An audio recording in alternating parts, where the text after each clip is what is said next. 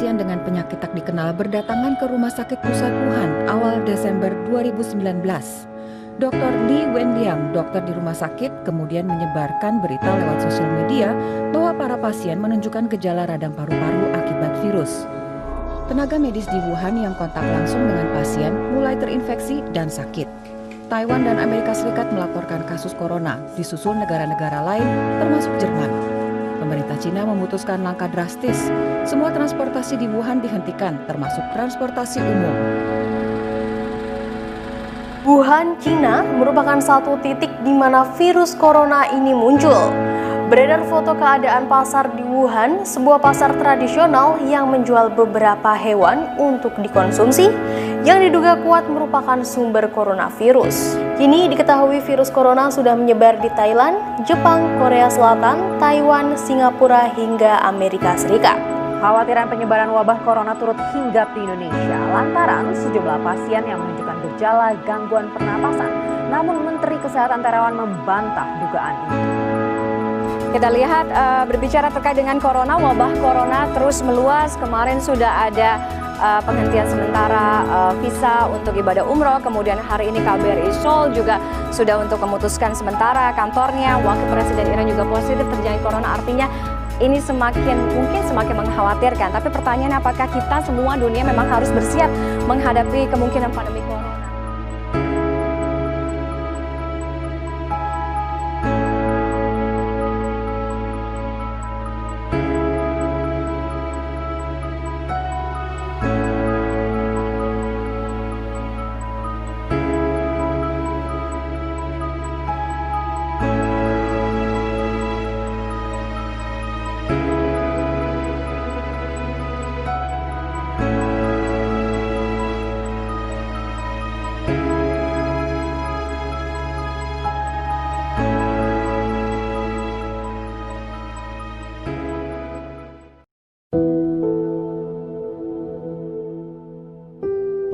COVID-19 adalah sejenis penyakit yang disebabkan oleh virus, dan di mana virus tersebut kita itu sebetulnya tidak tahu, kan tidak bisa dilihat dengan kasat mata. Jadi apa yang sudah dibuktikan oleh para ahli harus kita patuhi, yaitu tentang protokol kesehatan yang perlu kita patuhi. Kalau saya untuk pencegahannya, yang penting protokol itu adalah suatu aturan atau syariat, itu yang harus kita patuhi, diantaranya dengan jalan cuci tangan atau jaga jarak. Kemudian juga untuk yang sudah punya penyakit kronis, misalnya tekanan darah tinggi maupun penyakit paru, misalnya asma ataupun diabetes mellitus, ya harus berhati-hati.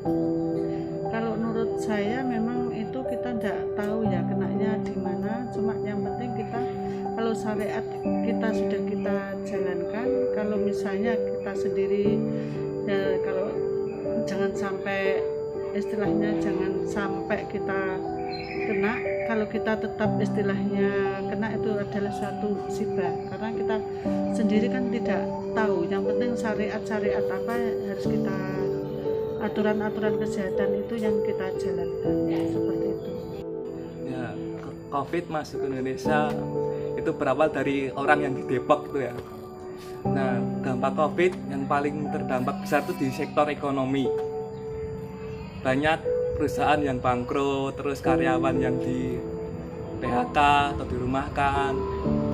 Nah, itu juga virus COVID itu sangat berbahaya. Bisa tertular antara manusia ke manusia melalui droplet atau percikan air liur, atau kita bisa ngomong gini bisa menyebar, atau kita menyentuh bagian-bagian yang sering disentuh, misalnya kayak gagang pintu, ada orang masuk kita ikut-ikut pegang gagang pintu juga bisa tertular. Ya, masuk tentang COVID masuk negara Indonesia itu membahayakan. Saya juga sebagai warga negara Indonesia ikut prihatin,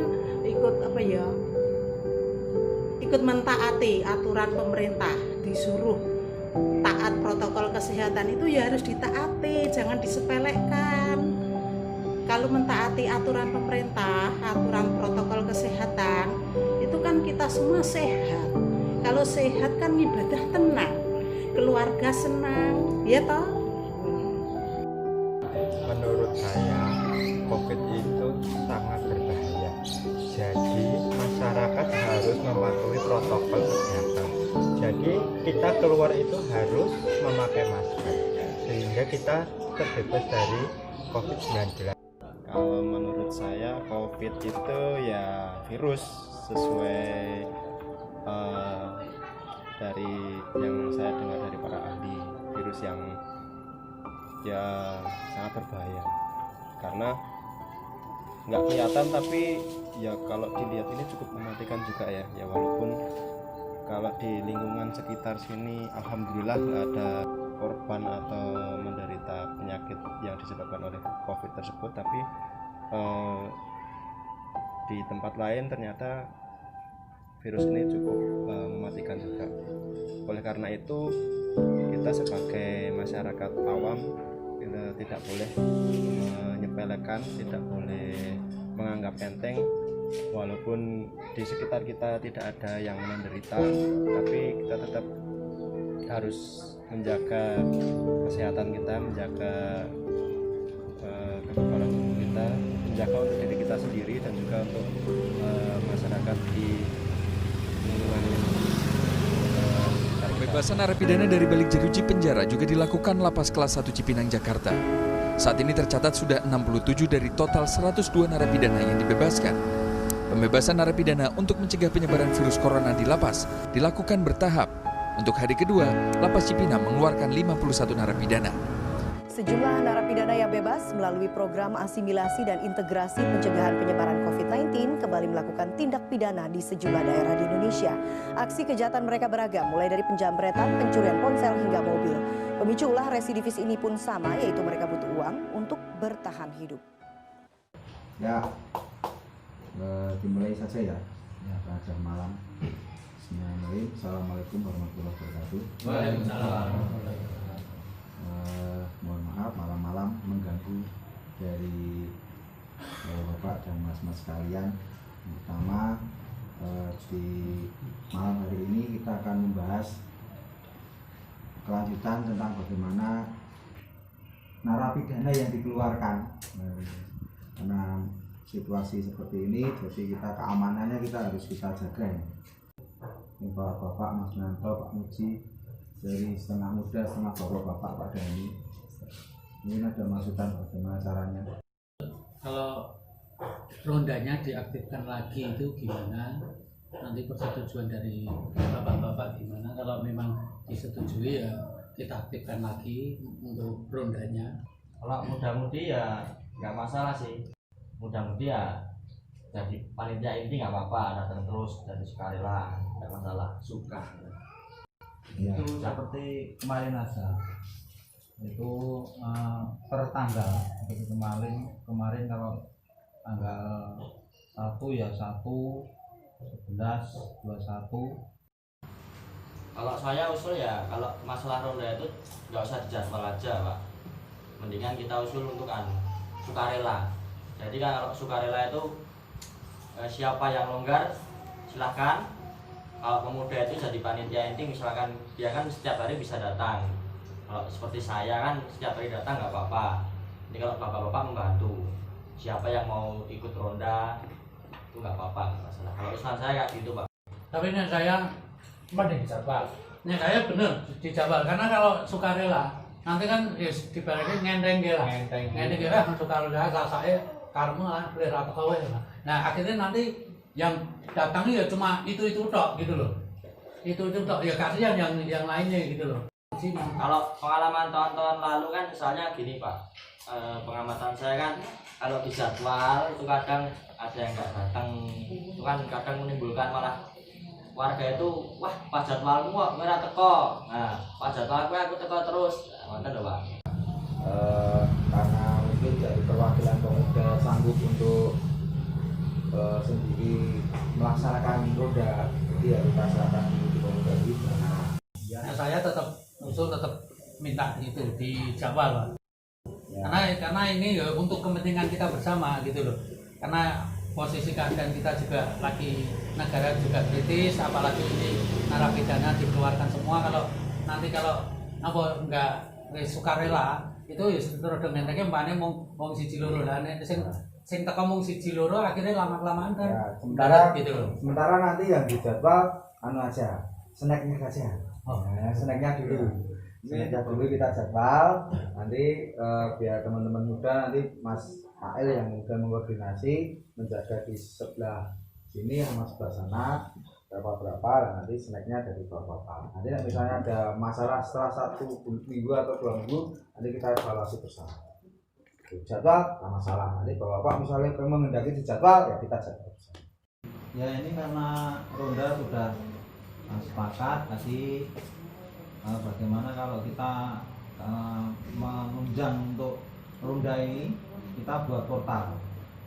Jadi kita buat portal 2 sekalian, nanti di sebelah timur sama sebelah barat kita buat portal biar orang yang masuk keluar masuk itu nanti bisa kita kontrol. Mungkin bisa dijadwal juga nanti tutup jam berapa, dibuka lagi jam berapa, itu nanti kita rembuk di sini. Nah saya sangat setuju di portal. Jadi nanti kita buat 1 pintu aja. Mana yang timur kita tutup lebih awal. Misal jam 7 kita tutup. Jam 7 malam kita udah tutup. Nanti dibuka jam 5 atau jam 6. Nah dari sini mungkin yang pintu utama mungkin ditutup mulai jam 12 sampai jam 5. Ya. Jadi biar keluar masuknya juga 1 pintu kita juga bisa mengawasi. Karena sementara ini kalau ini kan pos utama untuk ronda kan di tempatnya Pak Muji. Nah itu kita biar kontrolnya lebih enak gitu. Ya nanti sekalian dibuat aturan mainnya saja nih. Mainnya nanti kita buat ada aturan misalnya dikunci, nanti siapa yang bawa kunci. Kemudian nanti untuk aturannya Gojek, ketika ada Gojek karena kita di warga ini banyak gubut ya, banyak jadi bisa aturannya jalan berhenti di depan kota atau harus masuk atau bagaimana nanti kita buatkan aturan di sini. Itu ya. Itu ya. Terima kasih untuk malam hari ini kita akhiri pertemuan pada malam hari ini. Terima kasih malam dan ganggu. Assalamualaikum warahmatullahi wabarakatuh. Waalaikumsalam warahmatullahi wabarakatuh. Iya. Ya disemprot apa orang? Semprot apa? Berapa apa? Ya kira-kira disemprot apa orang? Lanjut saya orang. Ini usulnya saka pimpinan Satgas Percepatan Covid Bang Nyemprot. Gelasnya nang dhuwur e. Lah Jiko. Ya gampang. Ya Jiko ada gelasnya nang Jiko. Kalau kene Pak Wedal kayak gelas yo morong ngene yo. Nyemprot ini nganggo apa to? Nyemprot ini nganggo apa to? Nyemprot ini nganggo aduh ngene-ngene ngene. Luntani. Pas sikit yo Kak. Kapan? Sesuk mau minggu iki lho. Ora apa-apa, anggo duit ana ya golekke barane Kok apa? Rae no minggu. Son juga pe barang ora nek prei. Iso dong. Karek telepone nang. Mau yo. Dianggarke ra apa-apa, di RT duwe aset dhewe lho ya. Iya no. RW dhewe yo. Ayo. Tuh kan. Ndi gelase? Kan nopo mata. Lah wis tes lak ngelak ket ngomong ora mesti kayak. Cipokno men nang dhuwur. Nah kelas ini Men. ngopi cok. Men. Kelas. Tak ganti pincuk ya. Wes berarti esuk nyemprot. Ya. Sore nyemprot terus nggawa bali Tadi kok kok boleh. obate sih sisan karo mabel tuku alate enek sore langsung.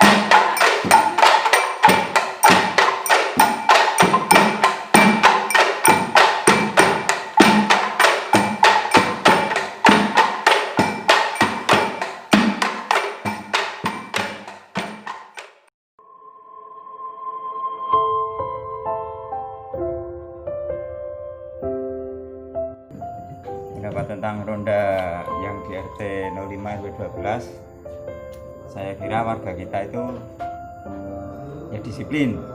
Kalau saya lihat dari awal itu memang bapak-bapak di sini itu aktif. Kegiatan ronda memang saya sendiri juga mengikuti dari kegiatan awal sampai sekarang itu. Ya walaupun sekarang apa ya, katakanlah jarang muter, tapi 2 titik pos itu masih sampai sekarang masih berjalan. Ya, kelihatannya bagus dan apa itu istilahnya untuk penerimaan dalam warga itu ya memang harus ditingkatkan lagi, dan supaya warga kampung kita aman, karena di waktu istilahnya ini ada pandemi ini, selama ada pandemi ini memang di sini selalu disiplin dan selalu tertib. Yang ronda itu juga disiplin lebih bagus, tapi lebih ditingkatkan lagi dengan kekompakan warga kampung gitu. Ya, pokoknya aman-aman saja, yang penting rutin lah. Ronda bagus, ya semua semangat semua. Ronda ini sekarang kalau di RT kita sudah tidak aktif semua, sudah pada nggak seperti dulu yang pertama kali kita melaksanakan ronda di RT kita.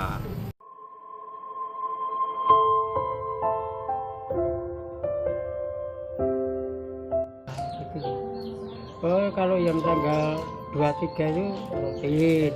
Kalau tanggal bulanan tanggal 4 kosong. Yang jadwal yang tidaknya itu istilahnya ya memang ada yang dijadwal tapi nggak mau berangkat, tapi ya tetap selalu pos 2 itu tetap selalu ada diisi, tetap ada yang ngisi. Karena apa? Ya untuk itu tadi, untuk minta kesadarannya supaya dia sadar. Dan yang tidak dijadwal hadir itu karena apa? Juga untuk mengisi kekosongan. Apalagi ya istilahnya pas tidak jadwalnya kok hadir, ya loh.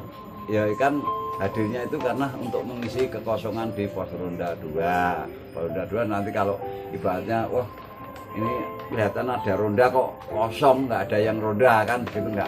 Kalau ada kontrol kan nggak enak. Jadi kita ya selalu saling menyadari lah gitu, yang ya terutama yang tua itu menyadari. Yang mulai terjadwal itu saya kira hampir 90% warga kita mengikuti jadwal, tapi ada sedikit warga yang kurang disiplin. Itu ya mungkin masalah, ya saya tidak bisa alasan, mungkin dia punya keperluan sendiri. Walaupun dia punya keperluan itu, tapi ya sosialnya itu dia kadang-kadang juga datang, walaupun tidak datang orangnya, tapi kalau di pos ini loh ya, kan di 05 ada titik pos 2. Nah, di sebelah timur sini kalau bapak-bapak yang kurang disiplin datang itu suka rela mendatangkan sejenis saya teh, kopi, kue-kue seadanya gitu mas. Jadi kalau masalah yang terjadwal, saya kira 90% sudah hadir. Tapi saya juga mengharapkan kepada bapak-bapak yang lainnya, yang mungkin lain hari kalau kita sudah terdaftar ya diusahakan bapak-bapak yang tadi kelihatannya belum hadir ya, mungkin lain hari kalau ronda di RT 05 masih berjalan ya silakanlah, nanti monggo. Jadi kita semua bisa ronda, bisa terdaftar dengan baik.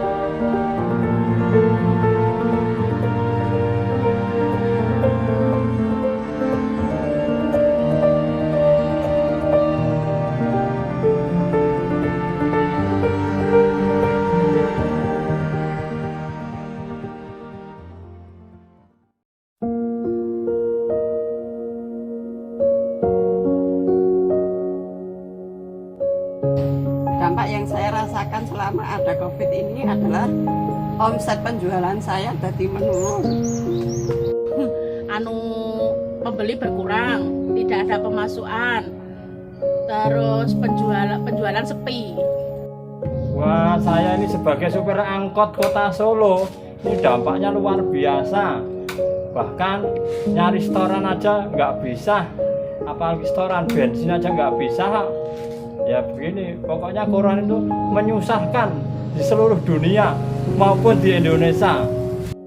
Ya, dampak corona ini saya itu jualan ayam tuh sepi sekali ini ya.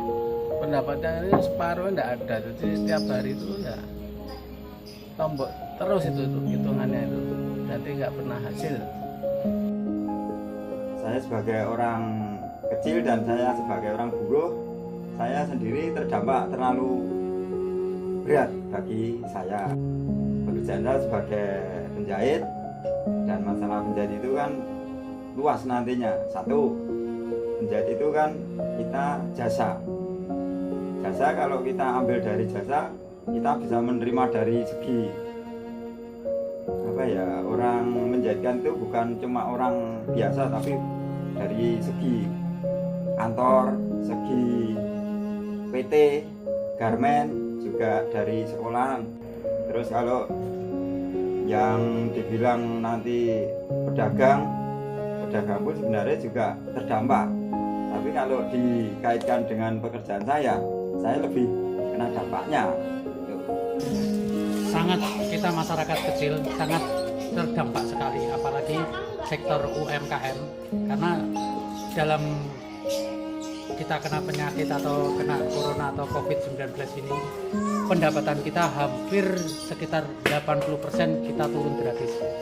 Oleh sebab itu kami mohon untuk pemerintah untuk memperhatikan untuk rakyat kecil, memperhatikan UMKM, gimana caranya untuk membangkitkan perekonomian Indonesia lagi seperti sedia kala.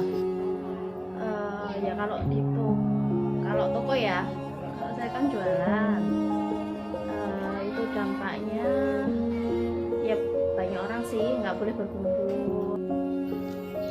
Banyak terdampak oleh pandemi COVID-19 ini, diantaranya pendidikan anak-anak, banyak yang tidak sekolah, sosial dan kemasyarakatan ini semua banyak yang terkendala.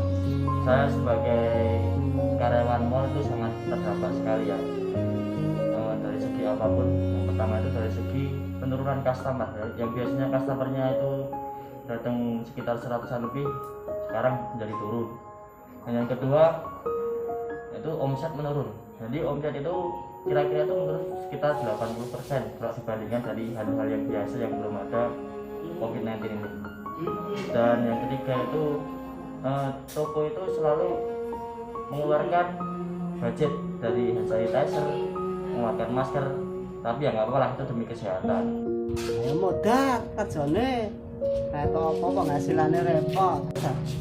Lah dampaknya ya rekoso kabeh masyarakate, ora kena siji loro, Mas. Ya, alah dodol sepi. Bagi saya sebagai pelaku seni itu tidak begitu terdampak ya, karena memang kita harus hidup sehat. Kita ada pengaruh supaya kita bisa hidup sehat, kita bisa menjaga keuangan kita. Ya semua orang pasti terdampak dalam adanya COVID-19 ini. Tapi kita harus tetap bersyukur, apapun yang terjadi kita harus tetap semangat. Jangan sampai kita menyerah terhadap virus COVID-19 ini di negara Indonesia ini. Tetap semangat, semangat, semangat. Hidup harus terus berjalan.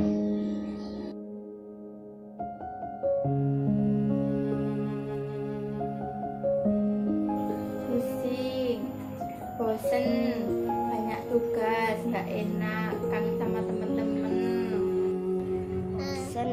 Bosen, capek, ketemu temen-temen. Kalau di sekolah di rumah malah tambah pusing. Mumet, PR akeh. Bosen, pusing, banyak tugas, nggak bisa ketemu temen. Enak, bulan, terus mumet. perasaan saya pada waktu pandemi COVID-19 ini dalam hal perkuliahan terasa terhambat karena proses pembelajaran dilakukan dengan daring, dan untuk pembiayaan kuliah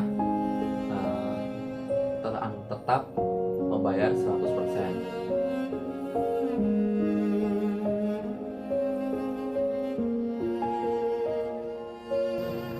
Sebagai guru, saya ya turut sedih ya sebenarnya, karena saya sendiri tidak bisa menjalankan kewajiban saya, yaitu mengajar murid-murid saya. Tapi walaupun mereka tidak belajar di sekolah, tetap kita sebagai guru memberikan tugas kepada anak-anak, ya bisa lewat WA, bisa lewat Google Class atau Google Meeting bisa juga. Dan sebenarnya tidak kita sebagai guru tetap mengajar, cuman porsinya itu kita tidak bisa mengajar secara tatap muka, melainkan kita hanya bisa mengajar lewat media sosial dengan pemberian tugas. Ini karena dampak dari pandemi virus COVID-19 yang ada di Indonesia, seperti itu. Ya, pendapat saya ketika anak-anak belajar di rumah itu sebenarnya kurang efektif ya. Karena apa? Anak-anak itu banyak kendalanya, yang terutama itu dari HP, internet dan kuotanya itu lebih sulit ya, timbang kita langsung tatap muka di sekolah. Itu lebih enak karena itu tadi kendalanya HP. Anak-anak itu banyak yang HP-nya itu juga tidak mewadai untuk pembelajaran daring.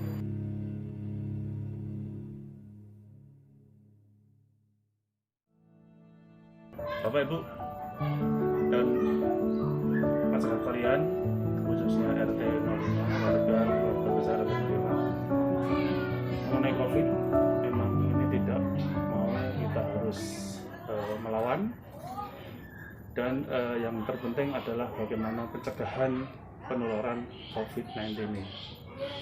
Kita ketahui bahwa COVID-19 masuk di Indonesia mulai Maret setelah diketahui 2 orang dari Depok, dan setelah itu di Cirebon, dan setelah itu seluruh Indonesia masuk wilayah daerah COVID. Bapak Ibu sekalian, khususnya warga RT 05,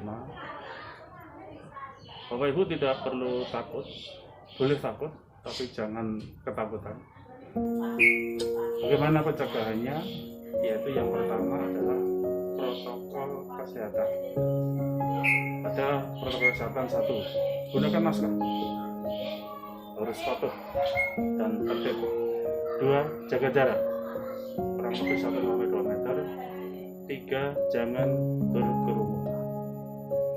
4 adalah bagaimana kita menjaga imunitas, makanan-makanan yang bergizi, dan yang terpenting buat sekalian, jaga imunitas. Dan secara psikologis kita harus selalu bahagia. Jadi buat sekalian, jangan takut dengan COVID-19, tetapi harus kita mencegahnya. Dengan apa? Kita rasa kepatuhan kita, percaya kepada pemerintah dan tokoh-tokoh agama. Karena COVID ini jangan diremehkan.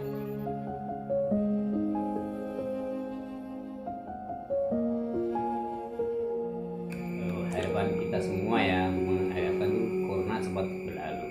Setelah corona berlalu, kita bisa membangun kembali ekonomi kita yang selama ini terpuruk, dan kemudian juga mengajak masyarakat kita yang sudah terlena karena apa tuh akibat corona itu banyak penghasilan ataupun pendapatan masyarakat kita yang sangat drastis menurun.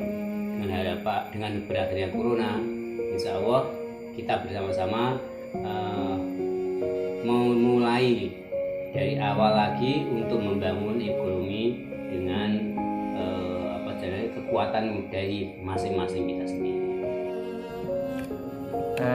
Begini Mas, setelah nanti COVID ini berakhir, kita sebagai masyarakat kita tetap mentaati ya dari pemerintah, yaitu mengenai protokol kesehatan. Paling tidak itu kita selalu menjaga kebersihan, selalu diusahakan di dalam keluarga ini selalu menjaga kebersihan, cuci tangan atau mungkin ya kebersihan rumah lah. Namun meskipun toh COVID ini berakhir, tapi kan kita harus selalu menjaga ya, karena jangan-jangan nanti masih ada timbul lagi, dan kita harapkan bahwa nanti setelah COVID ini, karena kita itu sekarang itu waktu sekarang ya, itu kita dalam keadaan di rumah saja, artinya kita di karantina, ada yang di karantina, ada yang di rumah saja. Mungkin bosan dengan keadaan itu ya.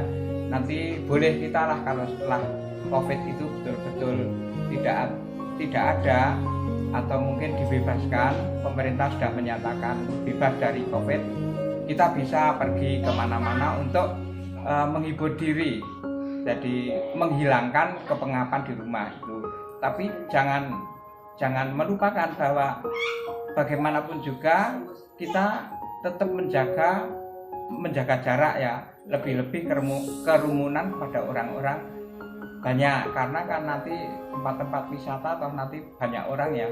Nah itu kita perlu berjaga-jaga diri, jadi kita usahakanlah jangan sampai kita setelah kita dalam keadaan bebas lalu sesuka hati, itu jangan sampai. COVID-19 atau COVID-19 ya, harapannya adalah segera berakhir. Kalau berakhir berarti kita segera menata diri lagi, karena bagaimanapun juga kehidupan new normal itu adalah kehidupan yang merupakan kehidupan dari sebuah hal yang asimilasi dari kehidupan yang telah mengalami pandemi dan merubah untuk menjadi yang lebih baik. Untuk itu, dengan pandemi ini kita mesti berkaca diri bahwa proses untuk menjadi orang yang lebih baik salah satunya adalah disiplin. Ya, disiplin. Dengan pandemi itu kita diberi pelajaran yang kuat. Di era new normal pun kita mesti disiplin, baik dari sisi karakter pribadi ataupun juga karakter sosial, sehingga kita nanti akan menjadi orang-orang yang pasti berhasil. Kita bisa melihat dari seluruh orang-orang yang berhasil, pasti sisi yang dilakukan adalah disiplin itu sendiri. Demikian juga di masa pandemi yang sekarang ini, orang yang tidak disiplin pasti akan mengalami sebuah kemerosotan, baik itu kemerosotan dari sisi kesehatan ataupun dari sisi ekonomi ataupun dari sisi-sisi sosial ataupun yang lain. Dengan disiplin maka kita akan bisa menjadi orang yang lebih baik lagi. Mungkin itu harapan yang harus kita lakukan ke depan, dengan menata diri kembali dari sisi seluruh aspek kehidupan ya, dari mulai ekonomi kita tata kembali ya, untuk bisa mencari nafkah dengan cara-cara yang lebih elegan, cara-cara yang lebih baik, cara-cara yang lebih produktif. Salah satunya adalah tadi dari sisi disiplin itu tadi, dengan disiplin secara karakter dan kemudian disiplin dari sisi manajerial, maka kita akan menjadi orang yang insya Allah akan berhasil. Dalam era new normal nanti insya Allah kita akan menjadikan lebih baik, karena kita sudah punya bekal. Yang satu adalah tadi disiplin, kemudian sabar tadi, kemudian yang ketiga adalah tawakal. Insya Allah akan menjadikan orang yang kira begitu, Mas yang saya cintai.